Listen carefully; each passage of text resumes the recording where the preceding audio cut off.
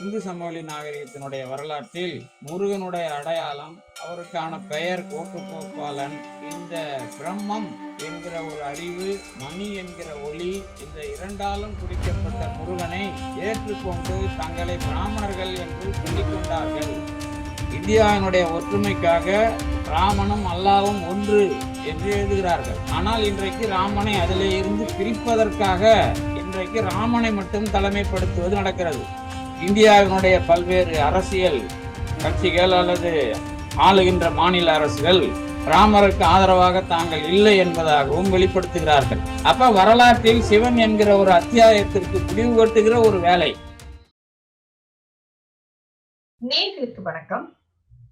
பேராசிரியர் முனைவர் திரு நல்லூர் சரவணன் அவர்களிடம் பேச இருக்கிறோம். வணக்கம்.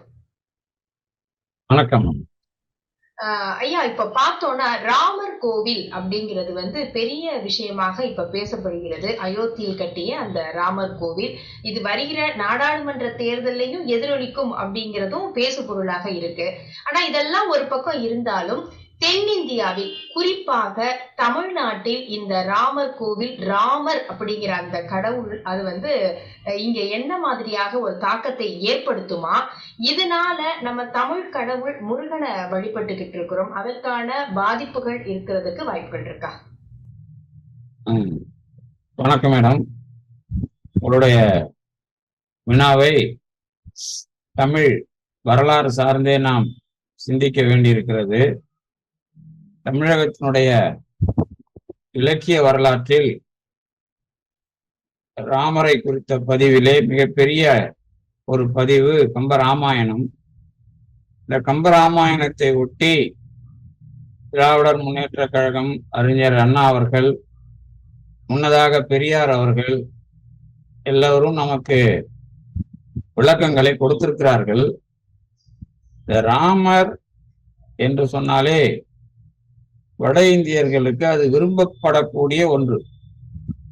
முதலில் ஒரு அடிப்படையை நீங்கள் தெரிந்து கொள்ளலாம். வட இந்தியாவில் காசி இந்து பல்கலைக்கழகத்தில் நான் விரிவுரையாளராக பணிபுரிந்திருக்கிறேன்.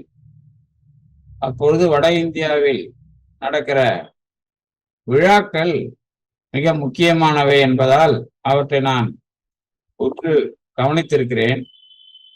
பெரும்பாலும் நவராத்திரி விழாவாக இருக்கட்டும், தீபாவளியாக இருக்கட்டும், எல்லாவற்றிற்குமே அவர்களுக்கு ராம ராவண லீலா அல்லது ராமலீலா, இந்த ராவணனை அழிப்பது என்பதாக ஒரு அடிப்படையை அவர்கள் விரும்புகிறார்கள். பொம்மைகள், கடைகளிலே விற்கின்ற பொம்மைகள் உட்பட விழாக்களில் நடத்தப்படுகிற இந்த ராவண அழித்தொழிப்பு என்பது மிக முக்கியமான ஒன்று. இன்றைக்கும் அது, அதாவது எந்த விழாவிலும் அதனுடைய பங்களிப்பு ஏதாவது ஒரு வகையில் அவர்களால் கொண்டாடப்படுகிற ஒன்றாக இருக்கிறது. அப்ப இந்த ராமர் என்கிற படிமம் வட இந்தியர்களுக்கு, குறிப்பாக ராவணன் என்று சொல்லப்படுகிற தமிழ் சார்ந்த மக்களுக்கு ஒரு எதிர்ப்புணர்ச்சியாக பயன்படுகிறது. இது பெருவாரியான மக்களுக்கு இது தமிழர் சார்ந்த எதிர்ப்புணர்ச்சி என்பதாகவோ அல்லது இது ஒரு கொள்கை வரலாறு சார்ந்த ஒரு அடையாளம் என்பதாகவோ காமராஜத்தனமான மக்களுக்கு இல்லை என்று சொன்னாலும், அதை நடத்தி கொண்டிருக்கிற அதற்கான பின்புலத்தில் அது இருக்கிறது. அப்போ வட இந்தியா தென்னிந்தியா என்ற கருத்து பிரிப்புக்கு அது என்றைக்கோ தொடங்கப்பட்டிருக்கிறது.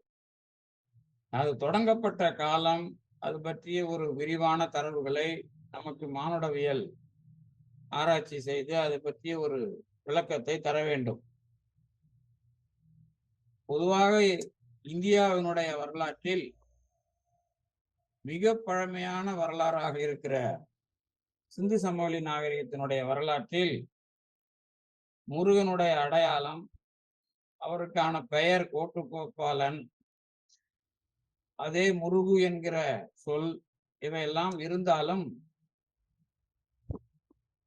கிமு 1500க்கு முன்னதாக கிமு 3000 ஆண்டளவில் அது வழக்கத்தில் இருந்தாலும் கிமு 1500 தொட்டு வருகின்ற அந்த பிராமணிய கலாச்சாரம், அதனுடைய வேர், அதெல்லாம் தொடக்கத்தில் முருகனை ஏற்றுக்கொண்டிருக்கிறது.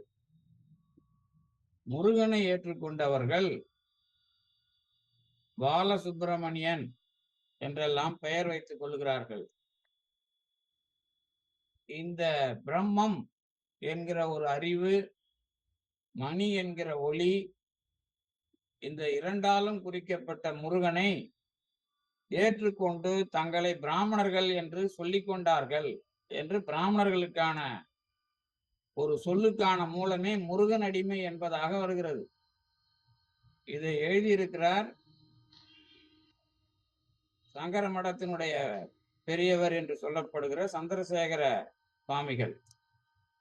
கல்கி இதழிலே அதை தொடர்ந்து முருகன் குறித்து எழுதும் பொழுது அவர் இதை பதிவு செய்திருக்கிறார். அதற்கு பிறகு குப்தர்கள் காலத்தில் குமாரகுப்தர் என்பது போன்ற செய்திகள் எல்லாம் எப்படி முருகனை அடிப்படையாக கொண்டு பிராமணியமும் தன்னை அடையாளப்படுத்தி கொண்டது என்பது. அதற்கு பிறகு வரலாற்றில் ஒரு மிக முக்கியமான கட்டம் ஒன்று இருக்கிறது. அது வேள்விக்கு எதிரான கலகம். இந்த நான் வேள்வி செய்து உங்களுக்கு வேண்டியதை நிறைவேற்றி தருகிறேன் என்று இந்த பிராமணிய மதத்தினுடைய தொடக்க கால செயல்பாடு அமைகிறது. அந்த தொடக்க கால செயல்பாட்டில் அந்த வேள்விக்கு எதிராக செயல்பட்ட ஒரு ஆளுமை ருத்ரன். அந்த ருத்ரனிடம் இவர்கள் பிறகு வேண்டுகோள் வைத்து அவரை தங்களுடைய யாகத்துக்கு தலைவனாக ஆக்க முயற்சி செய்கிறார்கள்.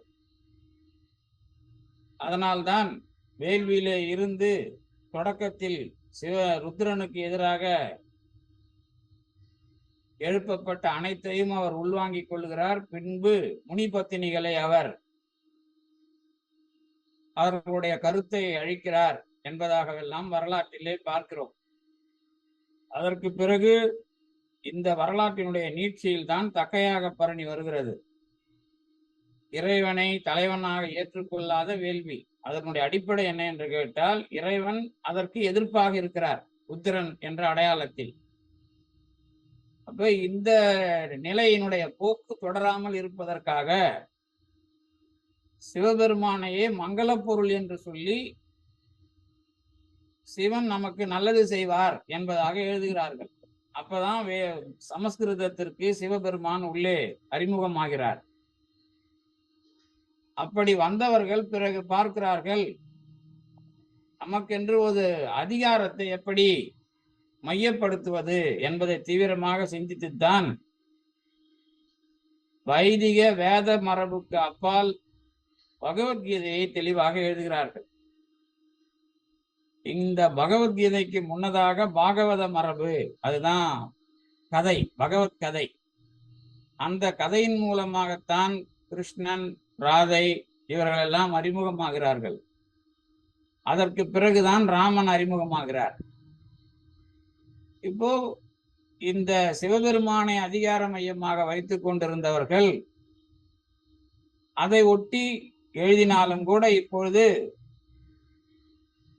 இந்த தமிழ் வரலாறு சிந்து சமவெளி நாகரிகம் தொடர்ந்து இருந்த அந்த சார்பை விலக்கி கொண்டு பகவத் என்கிற கண்ணன் அல்லது கிருஷ்ணன் மூலமாக தங்களுடைய பக்தியை வளர்த்து கொள்ளுகிறார்கள். அதன் மூலமாகத்தான் இன்றைக்கு வைணவம் ஒரு பக்தி மரபாக இருக்கிறது. அந்த வைணவம் ஒரே வைணவம் கிடையாது. இங்கே இருக்கிற வைஷ்ணவம், ஸ்ரீ வைஷ்ணவம் வேறு. வட இந்தியாவில் இருக்கிற பல்வேறு மரபுகள், சந்து மரபாகட்டும், புஷ்டி மார்க்கமாகட்டும், இப்படி ராதாகிருஷ்ணனை அடிப்படையாக கொண்டு நிறைய பக்தி மார்க்கங்கள் இருக்கின்றன. அதனோடு தான் ராம தத்துவமும் இணைகிறது. வட இந்தியாவில் ராமர், கபீர், குருநானக் இவர்களுடைய வரலாற்றில் இந்தியாவினுடைய ஒற்றுமைக்காக எழுப்பப்படுகிறார்கள். இந்தியாவினுடைய ஒற்றுமைக்காக ராமனும் அல்லாவும் ஒன்று என்று எழுதுகிறார்கள். ஆனால் இன்றைக்கு ராமனை அதிலே இருந்து பிரிப்பதற்காக இன்றைக்கு ராமனை மட்டும் தலைமைப்படுத்துவது நடக்கிறது. அன்றைக்கு ராமனை ஒற்றுமைக்காக எழுதினார்கள். அப்படித்தான் பக்தி மார்க்கம் வட இந்தியாவில் வளர்கிறது. ராமானந்தர் எல்லாம் அந்த வகையில்தான் தொடங்கி வைக்கிறார்கள். இன்றைக்கு அதிலே இருந்து அதை விளக்குகிற ஒரு மனப்பான்மையில்தான் ராமரை மட்டும் முன்னிறுத்துவது. அப்போ ராமர் என்பவர் அந்த படிமம் தமிழ் மரபுக்கு எதிராக, அதாவது தமிழ் மக்களுக்கு எதிரான ஒரு தலைவனாக பார்க்கப்பட்டது ஒரு காலத்தில். ஆனால் அது பிறகு இந்தியாவினுடைய ஒருமைப்பாட்டிற்கு அல்லாஹ்வோடு இணைத்து பார்க்கப்பட்டது. இன்றைக்கு அது பிரித்து பார்க்கப்பட வேண்டிய கட்டாயத்திற்கு வருகிறது. அப்போ அதனுடைய அடிப்படை என்ன அப்படிங்கிறது பார்வையாளர்களுக்கும் அல்லது இந்தியாவில் வாழ்ந்து கொண்டிருக்கிற அறிஞர் பெருமக்களுக்கும் தெரிகிறது.